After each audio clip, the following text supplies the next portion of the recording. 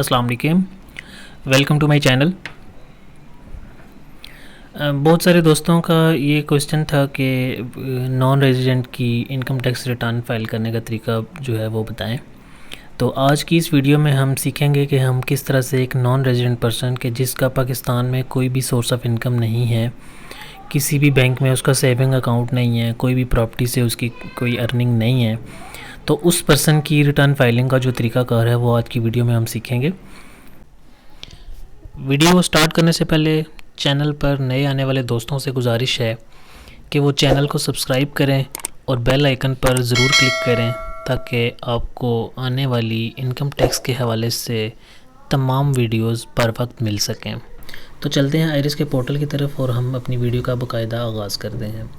दोस्तों, अभी तक अगर आपने अपने एनटीएन की रजिस्ट्रेशन नहीं की तो आप मेरी ये वाली वीडियो जो है इसको देख सकते हैं और अपने एनटीएन की बाकायदा रजिस्ट्रेशन कर सकते हैं। तो आयरिस के पोर्टल को लॉगिन करने के बाद आपने डिक्लेरेशन के टैब के ऊपर जाना है और आपने यहाँ पे रिटर्न स्टेटमेंट ओरिजिनल वाले ऑप्शन में जाना है और यहाँ पे नीचे आके आपने non resident Pakistan origin person having no Pakistan source of income, इसके ऊपर क्लिक करना है। यहाँ पे मैं एक बात क्लियर करता चलूँ कि ये रिटर्न आपने उस सूरत में फ़ाइल करनी है कि जब आपका पाकिस्तान के अंदर कोई भी सोर्स ऑफ इनकम नहीं है, ना ही आपका कोई सेविंग बैंक अकाउंट है कि जिसमें आपको माहाना या सालाना बेसिस पे आपको उसके ऊपर प्रॉफिट मिलता है, स्टॉक एक्सचेंज में कोई इन्वेस्टमेंट आपने नहीं की हुई, किसी भी तरह की आपको पाकिस्तान के अंदर से कोई भी इनकम नहीं मिलती। उस सूरत में आपने इस स्टेटमेंट को फिल करना है। पीरियड के बटन के ऊपर क्लिक करना है आपने। यहाँ पे आपने टैक्स पीरियड सेलेक्ट करना है। सेलेक्ट के बटन के ऊपर क्लिक करना है।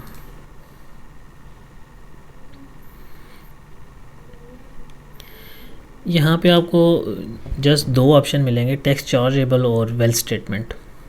जैसा कि आप मेरी पिछली वीडियोस में जिसमें सैलरी और बिज़नेस इनकम टैक्स को फ़ाइल करने का तरीका बताया था उसमें बहुत सारे ऑप्शंस थे, जबकि आपने यहाँ पे एक चीज़ नोट की होगी कि नॉन रेजिडेंट की जो टैक्स रिटर्न है उसमें जस्ट दो ऑप्शन अवेलेबल हैं आपके पास।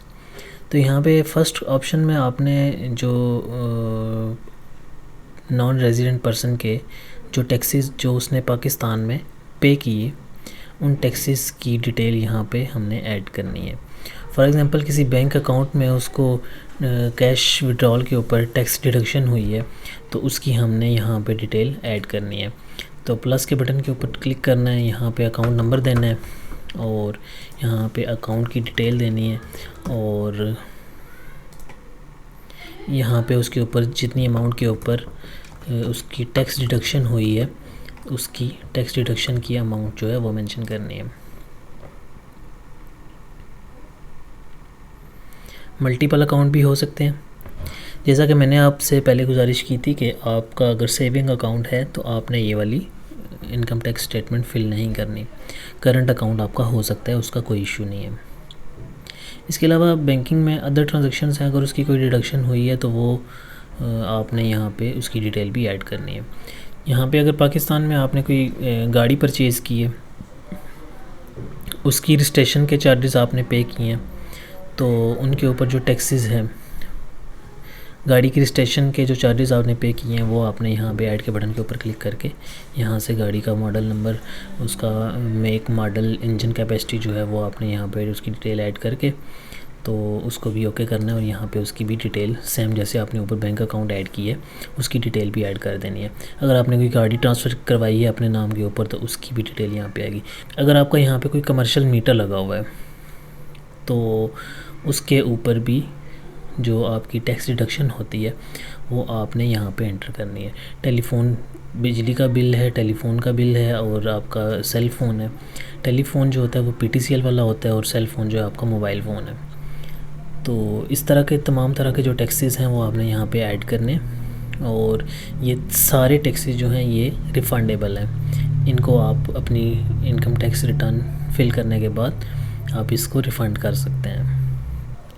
इनकम टैक्स की रिफ़ंड के हवाले से मैं अपनी नेक्स्ट वीडियो लोड करूँगा, जिसमें आपको मैं तरीका बताऊँगा कि किस तरह से आप अपने इनकम टैक्स को रिफ़ंड कर सकते हैं, जो कि अभी FPR ने अपना सिस्टम सेंट्रलाइज़ कर दिया है, बैंकिंग सेक्टर के साथ अटैच कर दिया उसको। और वो अभी अगर आप टैक्स रिफ़ंड यहाँ से अप्लाई करते हैं तो आफ्टर अप्रूवल आपका जो रिफ़ंड अमाउंट है वो आपके बैंक अकाउंट में ट्रांसफ़र हो जाती है।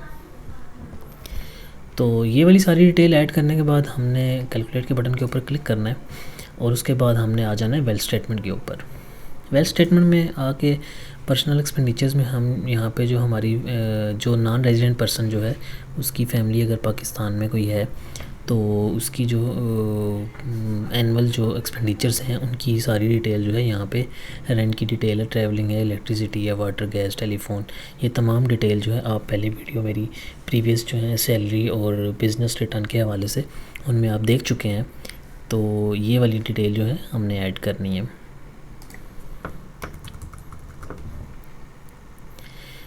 कैलकुलेट के बटन के ऊपर क्लिक करना है और पर्सनल एसेट्स एंड लायबिलिटी के ऑप्शन पे क्लिक करना है। यहाँ पे आके हमने अगर पाकिस्तान के अंदर कोई प्रॉपर्टी वगैरह है, कोई लैंड है, तो उसकी डिटेल ऐड करनी है। ये भी आपको प्रॉपर पहले बता चुका हूँ।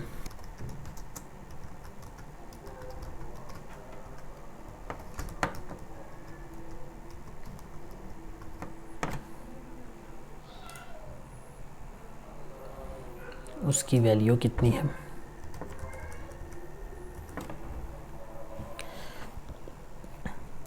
यहाँ पे हमने प्रॉपर्टी को ऐड करने के लिए प्रॉपर्टी का एड्रेस जो है और प्लॉट की जो डिटेल है कितने मरले का है वो हमने यहाँ पे ऐड करनी है और उसके बाद उसकी अमाउंट जो है वो ऐड कर देनी है।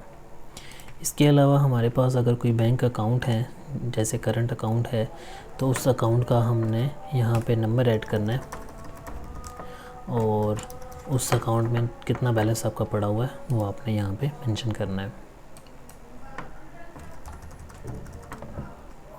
इसके बाद आपके हाउस होल्ड इफ़ेक्ट्स जो हैं, हाउस होल्ड में आपके पास जो चीज़ें पड़ी हुई हैं, घर के तमाम जो आपके हैं, फर्नीचर है आपका और आपका होम अप्लायंसेस जो हैं, उनकी सारी डिटेल जो है वो आपने यहाँ पे एक्यूमुलेटेड अमाउंट जो है वो आपने डाल देनी है।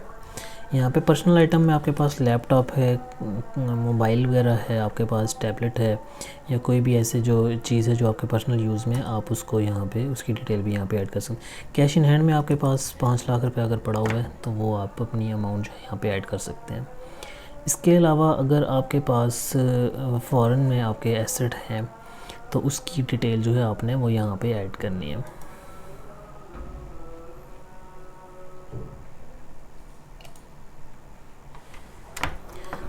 Cash, car, house,